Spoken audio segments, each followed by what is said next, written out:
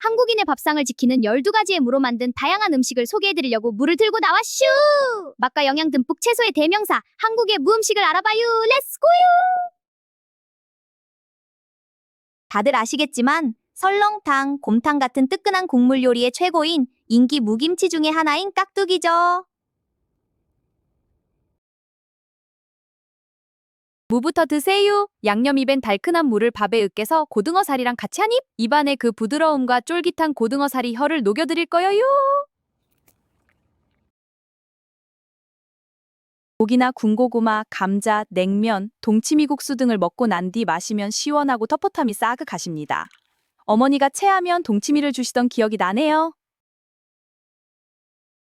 드디어 나왔습니다. 알타이 무로 만든 총각김치. 나의 최애 무김치입니다요. 밥도둑. 어떤 것과도 다 잘 어울리는 팔방미인 김치입니다. 꼭 드셔보셔요. 매운맛을 중화해주는 마법의 옐로우 피클 단무지. 짜장면과 짬뽕 그리고 라면에 떡볶이까지 함께 드시면 너무 좋아요.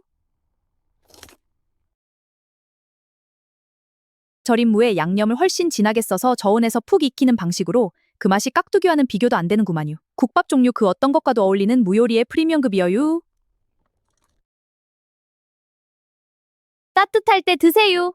들깨의 고소한 향이 살아있을 때 갓 지은 밥과 함께 먹으면 풍미가 일품이요. 무의 부드러움에 여러분의 마음도 부드러워질 거요. 고기 구울 때 필수! 삼겹살이나 갈비에 쌈 싸 먹으면 느끼함이 싹 사라져요. 아 참 낙지볶음과 쭈꾸미 볶음에도 정말 좋아요. 그러면 바로 이거지야 하실 거예요. 은은한 단맛과 부드러움의 극치, 속이 편안해지는 맛이어요. 이 부드러움과 고소함은 잊지 못할 거요. 속이 더부룩하시면 드셔보셔요. 속도 편해지실 거요. 채썬무를 햇볕에 바짝 말린 뒤 양념에 묻힌 것으로 꼬들거리는 식감이 예술인 무말랭이는 족발과 보쌈과 같이 드시면 너무 좋아요. 옛날에 도시락 반찬으로 많이 가져갔어요. 무를 얇게 채 썰어 고춧가루와 식초로 상큼하게 무친 무생채는 계란 후라이와 비빔밥, 그리고 김과 같이 드시면 맛이 최고랍니다. 10분도 안 걸리는 무생채 한번 도전해보시죠. 무의 단맛이 밥알 하나하나에 밴 최고의 별미. 여기에 달래장 하나면 끝나요. 비건식으로 여러분의 헐렁한 식사가 될 거예요.